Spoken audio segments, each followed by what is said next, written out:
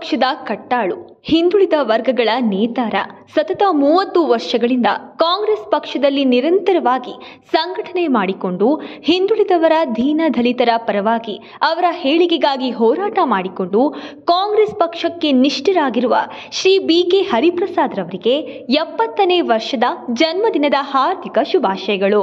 BK Hariprasad ಅವರು ಕೇವಲ ರಾಜಕಾರಣಿ ಮಾತ್ರವಲ್ಲದೆ ಅವರೊಬ್ಬ ಹಿಂದುಳಿದ ವರ್ಗಗಳ ಧ್ವನಿಯಾಗಿ ಕಾರ್ಯನಿರ್ವಹಿಸುತ್ತಿದ್ದಾರೆ. ಅವರಿಗೆ ಕಳೆದ 2023ರಲ್ಲಿ ಕಾಂಗ್ರೆಸ್ ಪಕ್ಷ ಅಧಿಕಾರಕ್ಕೆ ಬಂದಾಗ ಸಚಿವ ಸಂಪುಟದಲ್ಲಿ ಸಚಿವ ಸ್ಥಾನ ಸಿಗಬೇಕಾಗಿತ್ತು. ಆದರೆ ದುರಾದೃಷ್ಟವೆಂಬಂತೆ ಕೊನೆ ಕ್ಷಣದಲ್ಲಿ ಅವರಿಗೆ ಸಚಿವ ಸ್ಥಾನ ಕೈತಪ್ಪಿತು. ಆದರೆ ಮುಂಬರುವ ಸಂಪುಟ ವಿಸ್ತರಣೆಯಲ್ಲಿ ಅವರಿಗೆ ರಾಜ್ಯ ಸರ್ಕಾರದಲ್ಲಿ ಉನ್ನತ ಮಟ್ಟದ ಸಚಿವ ಸ್ಥಾನ ಸಿಗಲಿ ಎಂಬುದು ಕೋಟ್ಯಾಂತರ ಹಿಂದುಳಿದ ವರ್ಗಗಳ ಜನರ ಹಾಗೂ ಅವರ ಅಭಿಮಾನಿಗಳ ಆಶಯವಾಗಿದೆ. ಒಟ್ಟಾರೆಯಾಗಿ 70 ವರ್ಷಕ್ಕೆ ಕಾಲಿಡುತ್ತಿರುವ ಅವರ ಮುಂದಿನ ರಾಜಕೀಯ ಪಯಣ ಮತ್ತಷ್ಟು ಯಶಸ್ವಿಯಾಗಲಿ ಎಂದು ಹಾರೈಸುತ್ತಾ ರಾಜಕೀಯವಾಗಿ ಅವರು ಬೆಳೆದು ಬಂದ ಹಾದಿಯನ್ನೊಮ್ಮೆ ಮೆಲುಕು ಹಾಕೋಣ ಬನ್ನಿ. ಇಂಡಿಯನ್ ನ್ಯಾಷನಲ್ ಕಾಂಗ್ರೆಸ್ನ BK ಹರಿಪ್ರಸಾದ್ ಅವರು ರಾಜ್ಯಸಭೆಯ ಮಾಜಿ ಸದಸ್ಯರಾಗಿದ್ದು ಸರ್ಕಾರದಲ್ಲಿ ಹಲವಾರು ಪ್ರಮುಖ ಹುದ್ದೆಗಳನ್ನು ಅಲಂಕರಿಸಿದ್ದಾರೆ. ಹರಿಪ್ರಸಾದ್ ಅವರು ಕರ್ನಾಟಕ ವಿಧಾನ ಪರಿಷತ್ನಲ್ಲಿ ವಿರೋಧ ಪಕ್ಷದ ನಾಯಕರಾಗಿಯೂ ಸೇವೆ ಸಲ್ಲಿಸಿದ್ದಾರೆ. ಅವರು 2020ರಿಂದ ಕರ್ನಾಟಕ ವಿಧಾನ ಪರಿಷತ್ನ ಪ್ರಸ್ತುತ ಸದಸ್ಯರಾಗಿದ್ದಾರೆ. BK ಹರಿಪ್ರಸಾದ್ ಅವರು ಜುಲೈ 29, 1954ರಂದು ಬೆಂಗಳೂರಿನಲ್ಲಿ ದಿವಂಗತ ಕೆಂಪಯ್ಯ ಎ ಮತ್ತು ದಿವಂಗತ ಗುಣವತಿ ಕೆ ದಂಪತಿಗೆ ಜನಿಸಿದರು. 1972ರಲ್ಲಿಯೇ ಕಾಂಗ್ರೆಸ್ ಸದಸ್ಯತ್ವ ಪಡೆದಿದ್ದ ಹರಿಪ್ರಸಾದ್ ಅವರ ರಾಜಕೀಯ ಮತ್ತು ಕಾಂಗ್ರೆಸ್ ಪಕ್ಷದ ಒಡನಾಟಕ್ಕೆ ಹೆಚ್ಚು ಕಡಿಮೆ 50 ವರ್ಷಗಳು ಸಂದಿವೆ. ಈ ದೀರ್ಘ ರಾಜಕೀಯ ಜೀವನದಲ್ಲಿ ತನ್ನ ಜಾತಿ ಮತ್ತು ತನ್ನೂರಿನ ಗುರುತನ್ನ ಹರಿಪ್ರಸಾದ್ ಎಂದೂ ಕೂಡ ಬಳಸಿಕೊಂಡಿಲ್ಲ. ಹರಿಪ್ರಸಾದ್ ಕುಟುಂಬ ಬಂಟ್ವಾಳದಿಂದ ಬೆಂಗಳೂರಿಗೆ ವಲಸೆ ಹೋದ ಕುಟುಂಬ. ಹರಿಪ್ರಸಾದ್ ಹುಟ್ಟಿ ಬೆಳೆದಿರುವುದು ಬೆಂಗಳೂರಿನಲ್ಲಿ. ಹರಿಪ್ರಸಾದ್ ಅವರು ಸಣ್ಣ ಹುಡುಗನಾಗಿ ಕಾಂಗ್ರೆಸ್ ಸೇರಿ ಕಳೆದ 50 ವರ್ಷಗಳಿಂದ ಆ ಪಕ್ಷದ ಜೊತೆಗೆ ಗಟ್ಟಿಯಾಗಿ ನಿಂತವರು. ಜಾತಿಯ ದೃಷ್ಟಿಯಿಂದ ನೋಡಿದ್ರೆ ವರ್ತಮಾನದಲ್ಲಿ ಕಾಂಗ್ರೆಸ್ ಪಕ್ಷದೊಳಗಿನ ಹಿರಿತನದಲ್ಲಿ ಈಡಿಗ ಬಿಲ್ಲವ ನಾಯಕರೆಂದರೆ ಅದು ಹರಿಪ್ರಸಾದ್. ಜಾತಿ, ಕುಟುಂಬ, ದುಡ್ಡು, ಗಾಡ್ ಫಾದರ್ ಇವುಗಳಲ್ಲಿ ಯಾವುದರ ಬೆಂಬಲವೂ ಇಲ್ಲದ ಅದು ದಕ್ಷಿಣ ಭಾರತಕ್ಕೆ ಸೇರದ ವ್ಯಕ್ತಿ ದೆಹಲಿಯಲ್ಲಿ ಹೆಚ್ಚು ಕಡಿಮೆ 3-3.5 ದಶಕಗಳ ಕಾಲ ವೈಯಕ್ತಿಕ ಮಟ್ಟದ ಯಾವುದೇ ದೂರು ಕೂಡ ಆರೋಪಗಳ ಕಳಂಕದ ಕಲೆ ಇಲ್ಲದೆ ಕೆಲಸ ಮಾಡಿದ್ದಾರೆ ಅಂದರೆ ಅದು BK ಹರಿಪ್ರಸಾದ್. ಕಾಂಗ್ರೆಸ್ ಪಕ್ಷದ ಘಟಾನುಘಟಿ ನಾಯಕರ ನಡುವೆ ತನ್ನ ಗುರುತು ಅಳಸಿ ಹೋಗದಂತೆ ಕಷ್ಟಪಟ್ಟು ಕಾಪಾಡಿಕೊಂಡು ಬಂದಿದ್ದಾರೆ.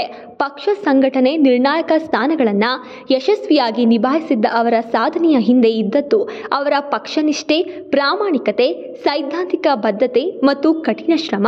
ಕಾಂಗ್ರೆಸ್ ಪಕ್ಷದಲ್ಲಿ ಹೈಕಮಾಂಡ್ ಜೊತೆಗೆ ನೇರವಾಗಿ ಸೇರಿಕೊಂಡು ಕೆಲಸ ಮಾಡುವ ಅವಕಾಶ ಮೇಲ್ನೋಟಕ್ಕೆ ಆಕರ್ಷಣೀಯವಾಗಿ ಕಾಣುತ್ತದೆ.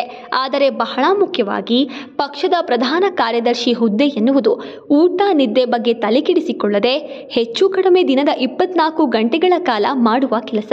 ದೆಹಲಿಯಲ್ಲಿ ಹೈಕಮಾಂಡ್ ಕೆಲಸ ಶುರುವಾಗುವುದೇ ರಾತ್ರಿಯಲ್ಲಿ.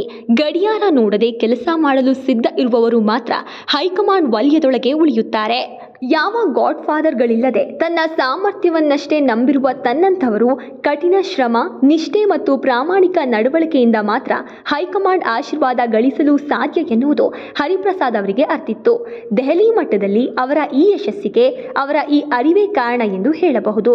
1972ರಲ್ಲಿ ಕಾಂಗ್ರೆಸ್ ಪಕ್ಷ ಸೇರಿದ ನಂತರ ಇಲ್ಲಿಯವರೆಗೆ ಹೆಚ್ಚು ಕಡಿಮೆ 5 ದಶಕಗಳ ಕಾಲ ನಿರಂತರವಾಗಿ ಪಕ್ಷಕ್ಕೆ ನಿಷ್ಠರಾಗಿ ಉಳಿದಿರುವ ರಾಜ್ಯದ ಕೆಲವು ಹಿರಿಯ ನಾಯಕರಲ್ಲಿ ಹರಿಪ್ರಸಾದ್ ಒಬ್ಬರು.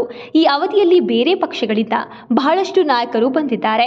ಇಲ್ಲಿದ್ದವರು ಬೇರೆ ಪಕ್ಷಗಳಿಗೆ ಹೋಗಿದ್ದಾರೆ. ಇನ್ನು ಕೆಲವರು ಬೇರೆ ಪಕ್ಷಗಳಿಗೆ ಹೋಗಿ ಮತ್ತೆ ವಾಪಸ್ಸು ಬಂದಿದ್ದಾರೆ. ಆದರೆ ಹರಿಪ್ರಸಾದ್ ಮಾತ್ರ ಕಾಂಗ್ರೆಸ್ ಪಕ್ಷಕ್ಕೆ ನಿಷ್ಠರಾಗಿ ಅಂದಿನಿಂದ ಇಂದಿನವರೆಗೂ ಉಳಿದಿದ್ದಾರೆ. 4 ಅವಧಿಯ ಸದಸ್ಯರಾದ ಕಾರಣದಿಂದ ಸಹಜವಾಗಿ ದೊರೆತಿದ್ದ ಹಿರಿತನದ ಅವಕಾಶವನ್ನ ಹರಿಪ್ರಸಾದ್ ಪರಿಣಾಮಕಾರಿಯಾಗಿ ಬಳಸಿಕೊಂಡಿದ್ದರು.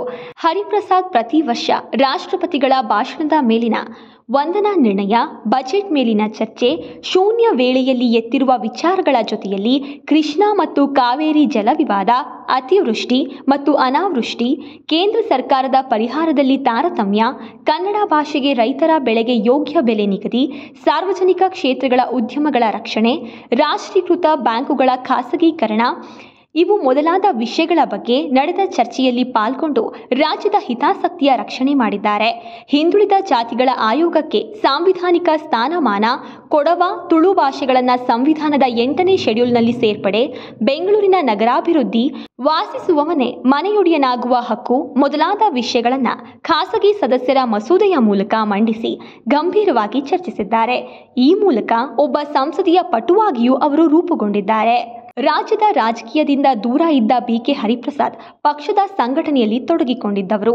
ರಾಜ್ಯದ ರಾಜಕೀಯವನ್ನ ದೂರದಿಂದ ಗಮನಿಸುತ್ತಾ ಪ್ರತಿಕ್ರಿಯಿಸುತ್ತಾ ಇದ್ದ ಹರಿಪ್ರಸಾದ್ ಇದೀಗ ವಿಧಾನ ಪರಿಷತ್ ಸದಸ್ಯರಾಗುವ ಮೂಲಕ ಸುಮಾರು 20ರಿಂದ 25 ವರ್ಷಗಳ ನಂತರ ನೇರವಾಗಿ ರಾಜ್ಯ ರಾಜಕೀಯಕ್ಕೆ ಮರಳಿದ್ದಾರೆ. ಹರಿಪ್ರಸಾದ್ ಪ್ರಾಮಾಣಿಕತೆಯನ್ನ ಒಂದು ವ್ರತದ ರೀತಿ ಕಾಪಾಡಿಕೊಂಡು ಬಂದವರು. ಪಕ್ಷದ ಸಂಘಟನೆಯಲ್ಲಿ ಅತ್ಯಂತ ಪ್ರಭಾವಿ ಹುದ್ದೆಯಾದ ಎಐಸಿಸಿ ಪ್ರಧಾನ ಕಾರ್ಯದರ್ಶಿಯಾಗಿ ಹಲವಾರು ವರ್ಷಗಳ ಕಾಲ ರಾಜ್ಯಗಳಲ್ಲಿನ ಪಕ್ಷದೊಳಗಿನ ಆಂತರಿಕ ಬಿಕ್ಕಟ್ಟುಗಳನ್ನು ಪರಿಹಾರದಲ್ಲಿ ಪ್ರಮುಖ ಪಾತ್ರವನ್ನು ಅವರು ವಹಿಸಿದ್ದಾರೆ. ಈ ರೀತಿಯಾಗಿ ಬಿಕೆ ಹರಿಪ್ರಸಾದ್ ಅವರು ರಾಜ್ಯ ಹಾಗೂ ರಾಷ್ಟ್ರ ರಾಜಕಾರಣದಲ್ಲಿ ಒಂದು ರೀತಿಯ ಮೈಲಿಗಲ್ಲನ್ನೇ ಸೃಷ್ಟಿಸಿದ್ದಾರೆ.